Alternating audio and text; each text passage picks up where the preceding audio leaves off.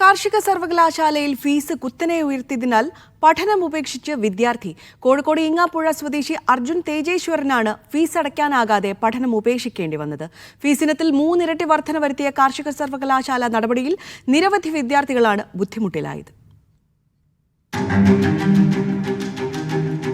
ഇതായിരുന്നു കേരള കാർഷിക സർവകലാശാലയിലെ ഫീസ് സ്ട്രക്ചർ. എന്നാൽ ഈ വർഷം മുതൽ പുതുക്കിയ ഫീസാണ് വിദ്യാർത്ഥികളിൽ നിന്ന് ഈടാക്കുന്നത്. ട്യൂഷൻ ഫീ, പരീക്ഷാ ഫീ ഉൾപ്പെടെയുള്ള ആകെ സെമസ്റ്റർ ഫീസിൽ 3 ഇരട്ടി വർധനയാണ് വരുത്തിയിരിക്കുന്നത്.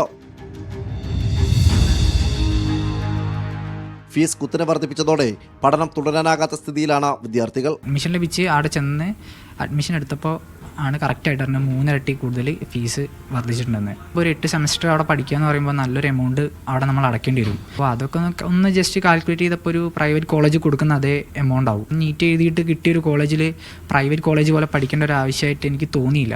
നീറ്റ് പരീക്ഷയിൽ ഉന്നത റാങ്ക് നേടി സർക്കാർ സ്ഥാപനങ്ങളിൽ പഠനത്തിനെത്തുന്ന സാമ്പത്തികമായി പിന്നാക്കം നിൽക്കുന്ന വിദ്യാർത്ഥികളെയാണ് ഉയർന്ന ഫീസ് ഈടാക്കാനുള്ള പുതിയ തീരുമാനം ഗുരുതരമായി ബാധിക്കുന്നത്. സലാം മുഹമ്മദ്, മീഡിയ 1, കോഴിക്കോട്.